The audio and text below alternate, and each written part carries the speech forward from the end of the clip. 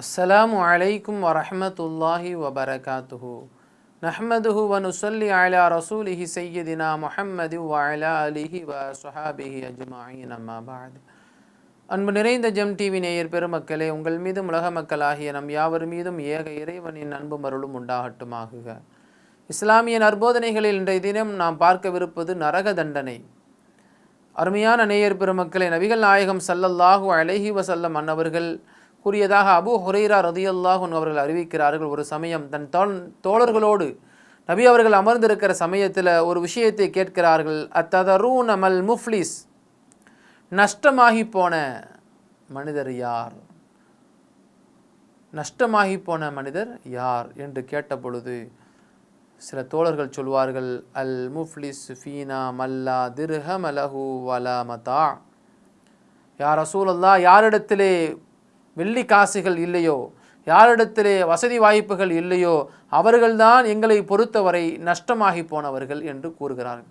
அதாவது இந்த உலகத்தில் வாழ்கிற பொழுது சிலருக்கு வீடு இருக்காது, சிலருக்கு செல்வம் இருக்காது, சரியான வேலை இருக்காது, எந்த விதமான வசதி வாய்ப்புகள் இல்லாமல் இருப்பாங்க. அவங்க தான் மிகப்பெரிய ஒரு நஷ்டவாளி என்று சில சஹாபாக்கள் நபி அவர்களிடத்தில் சொன்ன பொழுது நபிகள் நாயகம் ஸல்லல்லாஹு அலைஹி வஸல்லம் அவர்கள் அதற்கு பதில் சொல்வார்கள், இன்னல் முஃப்லிஸ மின் உம்மதி யஅதி யௌமல் கியாமத்தி பி ஸலாத்தி வ ஸியாமின் வ ஸகாத்தி வ யஅதி கத் ஷதம ஹாதா வ கதஃப ஹாதா வ அகல மால ஹாதா வ ஸஃபக தம ஹாதா வ லரப ஹாதா என்று நபிகள் நாயகம் ஸல்லல்லாஹு அலைஹி வஸல்லம் அவர்கள் தொடர்படியாக சொல்லி காட்டுவார்கள்.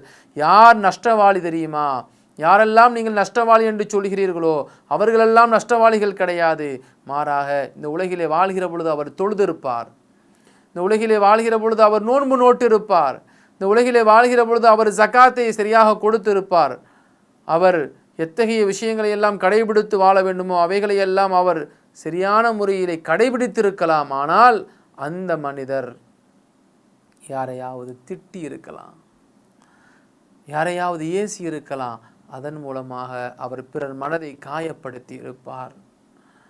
அது மட்டும் இல்லாமல் அதுக்கு அடுத்து சொல்வார்கள், அல்லது அந்த மனிதர் யாருடைய பொருளையாவது முறைகேடாக பறித்திருக்கலாம், அடுத்தவருடைய பொருளுக்கு ஆசைப்பட்டிருக்கலாம், அல்லது ஒருவரது இரத்தத்தை சிந்தி இருப்பதற்கு இவர் காரணமாக இருப்பார், அல்லது இவர் யாரையாவது அடித்திருப்பார், அல்லது அவருடைய நன்மைகளிலிருந்து இவருக்கு கொடுக்கப்படும் என்று நபிகள் நாயகம் ஸல்லல்லாஹு அலைஹி வஸல்லம் அவர்கள் சொல்லுவார்.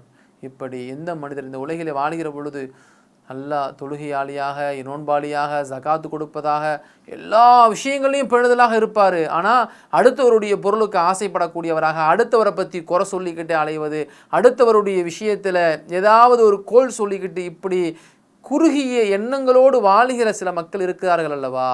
நாளை மறுமையிலே இவர் யார் யாரையெல்லாம் பார்த்து குறை பேசித்திருந்தாரோ, யார் யாரிடத்துல எல்லாம் இவர் மோசடி செய்தாரோ, யார் யாரையெல்லாம் இவர் மனது சங்கடப்படும்படி நடத்தி கொண்டாரோ அவருக்கு இவரின் நன்மைகளை எல்லாம் பிடித்து கொடுக்கப்படும். யார் யாரெல்லாம் உலகத்தில் இவருடைய வசைபாடுதலுக்கு உட்படுத்தப்பட்டார்களோ அவர்களுக்கு இவரின் நன்மைகளை எல்லாம் அல்லாஹ் பிடுங்கி கொடுத்துருவான். அப்போ இவரிடத்துல என்ன இருக்கும்? எதுவுமே இருக்காது. அவங்களுடைய தீமைகளை எல்லாம், அவங்களுடைய பாவங்களை எல்லாம் இவங்களுக்கு அல்லாஹ் பிடிச்சி கொடுத்துருவான். அப்போ இவங்க நரகத்துக்கு தான் போகணும். இவங்க தான் நஷ்டவாளி. தொழுதிருப்பார்கள், நோன்பு நோட்டு இருப்பார்கள், ஜகாத்து கொடுத்திருப்பார்கள், ஆனால் அவர்களிடத்திலே பேணுதலான வாழ்க்கை இல்லை, அவர்களிடத்திலே நேர்மையான வாழ்க்கை இல்லை. அல்லாஹ் ரசூல் எப்படி வாழ வேண்டும் என்று கற்றுக் கொடுத்தார்களோ அது போன்ற ஒரு உண்மையான ஈமானிய வாழ்க்கை அவர்களிடத்தில் இல்லை. ஆனால் பார்ப்பதற்கு தொழுகையாளியாக, இபாதத்தை கடைபிடிக்கக்கூடியவராக இருப்பார். அவர்தான் முஃப்லிஸ், மிகப்பெரிய நஷ்டவாளி அவராகத்தான் இருக்க முடியும் என்று நபிகள் நாயகம் ஸல்லல்லாஹு அலைஹி வஸல்லம் அவர்கள் குறிப்பிட்டு காட்டுகிறார்கள். இத்தகையவர்கள் நாளை மறுமையிலே நரகத்திற்கு போய்விடுவார்கள். அத்தகைய நரக தண்டனையிலிருந்து உங்களை நீங்கள் பாதுகாத்து கொள்ள வேண்டுமா? உலகில் வாழ்கிற பொழுது கெட்ட எண்ணங்களை விட்டும், பேராசையை விட்டும், குரோதத்தை விட்டும், அதே போன்று கோல் செல்லி திருவதை விட்டும் நாம் நம்மை விட்டும் தூரப்படுத்திக் கொள்கிற பொழுது நாம் தொழக்கூடிய தொழுகை நமக்கு பயனுள்ளதாக, நாம் நோக்கக்கூடிய நோன்பு நமக்கு பயனுள்ளதாக, நாம் கொடுக்கக்கூடிய ஜக்காத் நமக்கு பயனுள்ளதாக அமைந்துவிடும். அத்தகைய நல்ல அமல்களில் புரியக்கூடியவர்களாய் அல்லாஹ் நம்மை எல்லாம் ஆக்குவானாக. நரகத்தை விட்டும் நரகத்தின் தண்டனைகளை விட்டும் நம்மை எல்லாம் பாதுகாத்து தருவானாக. ஆமீன். அஸ்ஸலாமு அலைக்கும் வரஹ்மத்துல்லாஹி வபரகாத்துஹு. இன்ஷா அல்லாஹ் மீண்டும் நாளை சந்திப்போம்.